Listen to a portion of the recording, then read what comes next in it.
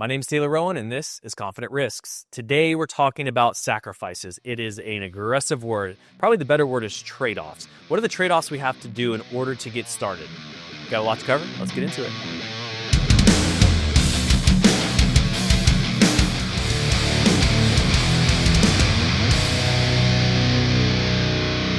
So the word sacrifices, like I said, it is very aggressive. And I hear that word all the time. Okay, what are you going to have to sacrifice in order to start? And we think about, well, I'm going to have to stop doing this. I'm going to have to stop doing that.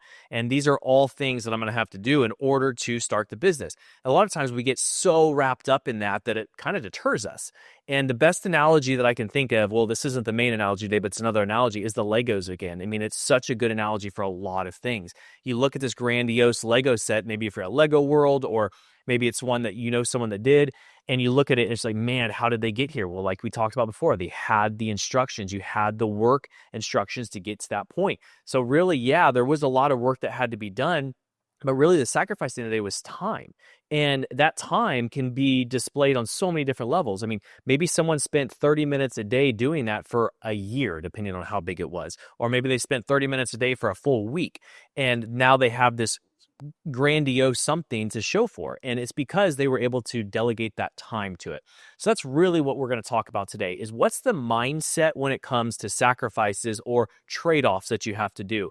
Are we only thinking about the trade-offs and the sacrifices, or are we thinking about how can we tackle these step by step by step by step? And the analogy I'm going to use this week was actually a conversation I had last night with some friends. I was thinking about a good analogy, and we started talking about this, like, this is exactly what I'm going to use.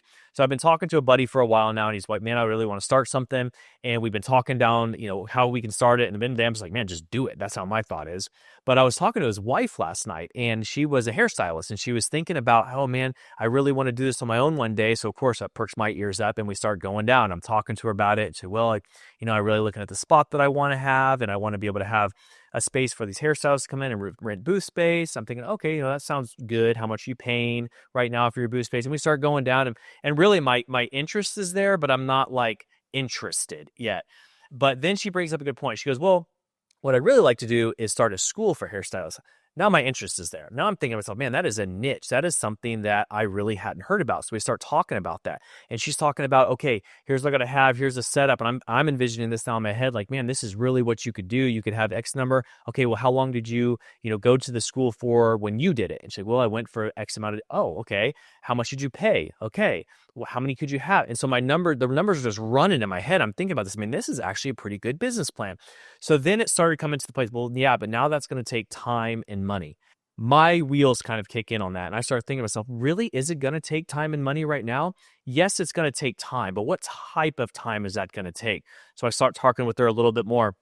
She's like, well, what do you absolutely have to have first? I said, could you go do this right now? And of course, the answer was no, I have to have my teaching license to be able to do this. And it's going to take this and this. Okay, well, how long's that class? It's a year. Perfect. That's your starting point. Not the facility, not how am I going to set all this stuff up. The starting point is going to school first. Figuring out what type of education you have to get in order to be able to do this. And during that time, you're going to have maybe an hour or so that you have to set aside a day. Maybe it's a little bit more. Maybe you have to put your business on a little bit of a hold for now.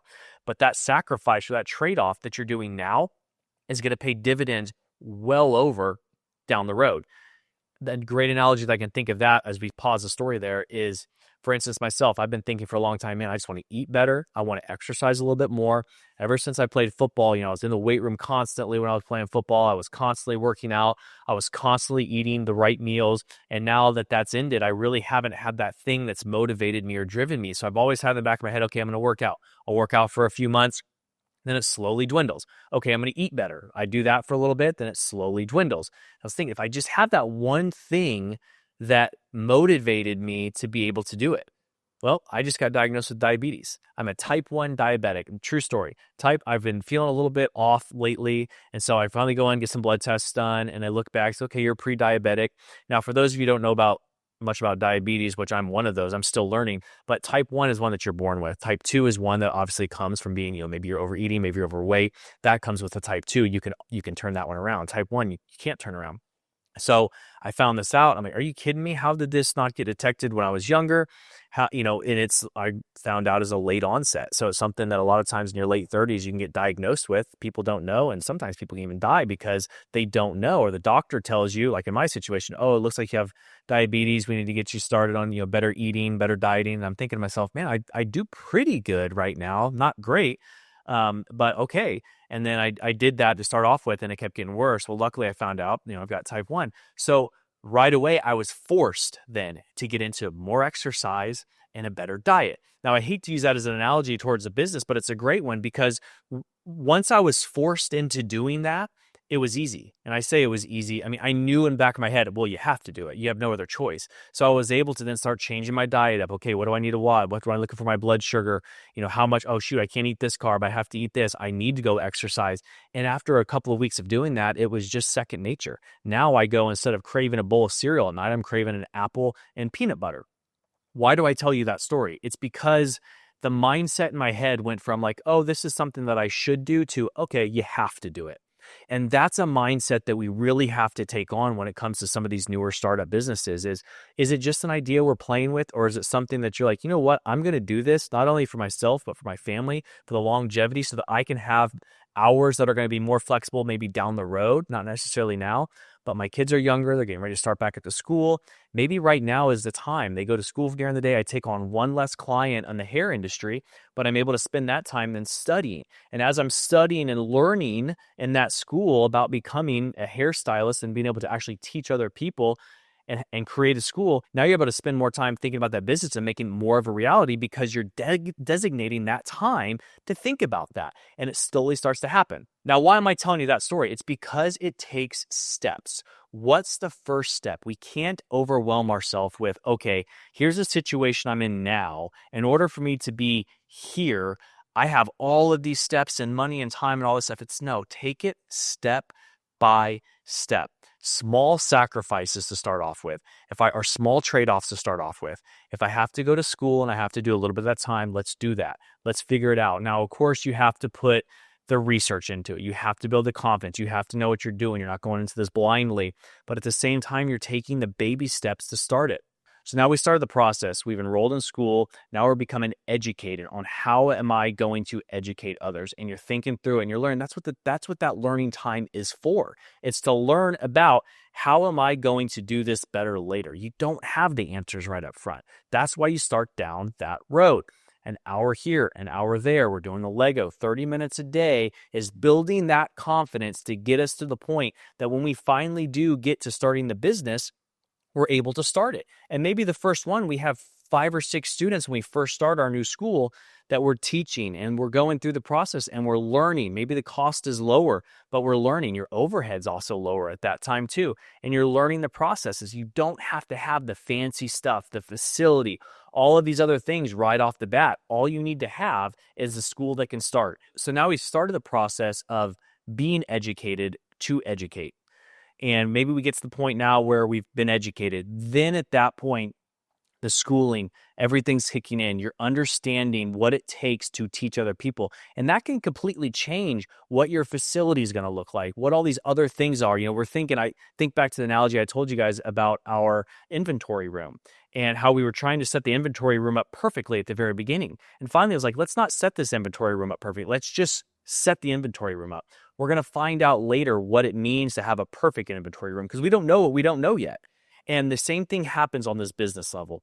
We hear sacrifices. You got to sacrifice time. You got to sacrifice money. You got to sacrifice, all these other things. The best advice I can get is just start. That's the best advice I can give. Just start. If we just start down the road, the things will start falling into place. We don't have to be that grandiose business right off the bat. All we need to do is start. The goal at the very beginning is to make enough money to support yourself. We look at large businesses, and yes, they're supporting themselves and they're doing that at extreme levels.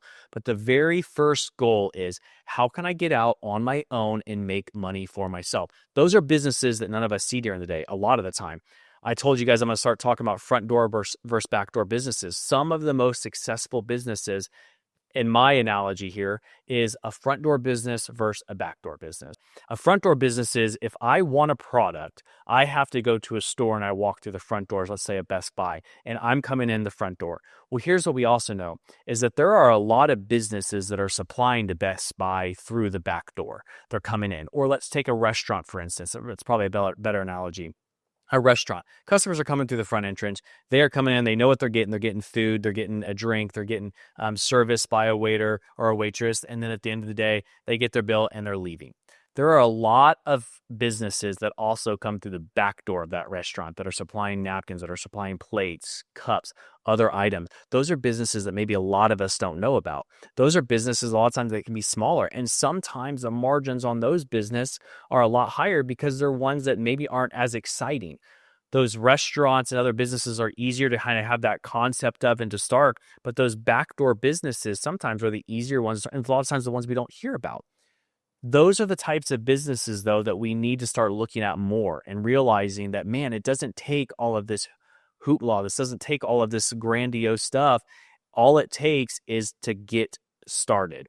Yes, the sacrifices are there at the beginning, the time, but the money sacrifices really aren't there as much if we're able, again, to keep that overhead low. If we're able to start thinking to ourselves, okay, how can I start this? What are the things I absolutely have to do first? Here's another analogy to wrap this up, is it's a river. Let's say we have a 100-mile long river, and that river is just winding. If you're a farmer and that river's running through your property, let's say, and you realize to yourself one day, like, hey, this river's taking a pretty big jog and it's coming back. If I just did a shortcut here and I shortcutted this river around, let's take this big bend out of it and let's just shortcut the river through. So you start trenching it. And maybe, that shortcut, maybe it's a half a mile that river goes and it comes back pretty long ways. And the shortcut you make for it's 100 yards long. And now that river, you're thinking to yourself, man, this is running more efficiently. Here's what's going to happen. That river, that shortcut that you made is now going to start reforming itself. It has to be a certain distance because of how fast it's flowing. So that shortcut you took, maybe the river starts flowing a little bit faster in that area because now it's not going around a wind and it starts backing up. Well, then upriver, that river is going to start changing formation, or downriver, one of the two. So we think early on in our business startup, using that analogy, saying, okay, maybe now I'm going to get ahead of myself and I'm going to go and I'm going to buy the facility first. And then I'll start thinking about how I'm going to get hair salon, how I'm going to start renting space. You're putting the cart before the horse. Yes, that sounds great, but at the same time, down the road, back up, now you have to go take backward step. Okay, now I have to go to school. Oh, shoot, I did this before I did that. It's thinking about the appropriate steps that have to be made. The river's the way it is for a reason. We have to accept that. We have to understand the only things that I can do right now is take baby steps in my journey on this new business. What are the things that I absolutely have to do first? What are the things that are going to get me started? Then we take steps 2, 3, 4, and 5. We cannot take the whole thing on and think to ourselves, man, that is a lot of time. That is a lot of money sacrifice that has to be done to get to here. The best thing we can do is think about the absolute baby steps, the things that we have to do right off the bat. Because once we get started down that route, the rest of it's going to fall into place. Another analogy, if I'm going to pick a tire up that has to be transported, let's say 10 miles, we can think about the 10 miles that it has to be transported, or we can think to ourselves, you know what? There's some ups and downs in this valley. I could probably pick this tire up, push it, and it's going to travel itself for the longest amount of time. Then it's going to fall over. Yeah, maybe there's a little bit of work to get up this hill, and then I can start the rolling again. Instead of thinking to ourselves about maybe the 10 miles, now we're thinking about the areas that we might have to just pick it up and travel. Now, as we get started and we've gone to school and we're starting to think, now we're realizing, man, I was really stressed about this, 8 miles, let's just say, of stretch that this tire has to go, when really I shouldn't have fretted about that at all. I just learned all of that in the education that I just had. Now it's just these little steps I got to get, which is, okay, I got to get a facility. I got to purchase a building. Well, no, you don't even have to purchase a building right off the way. Oh, so-and-so's got a spot that I could use very cheaply. Great. Then that's where you start. And as you start putting all these building blocks together, the big picture starts coming really to light. So we can't compare ourselves right off the bat. The moral of the story is this: we can't right off the bat think about, man, the money and time sacrifices that are going to have to be had. Yes, they're there, but you can take those in small chunks. By you starting now, you are going to be much, much further ahead a year from now by taking an hour a day, by taking 20 minutes a day, 30 minutes a day, by the time you get to the end of that year, you have now spent 25, 40, 50, 60 hours thinking about that one topic that you didn't have the time before. Don't think about big pictures off the bat. Yes, get your vision, but then just start down the road. Start thinking about the little baby steps that have to be had in order to get it rolling. By doing that, your mindset's going to change. You're going to start thinking about the big picture differently, and you're going to be able to start much sooner. Hopefully you guys are able to take something from what you heard today, apply it to your everyday life. If so, hit the like, hit the subscribe button, follow us on social media. And until next time, stay sharp, stay resilient.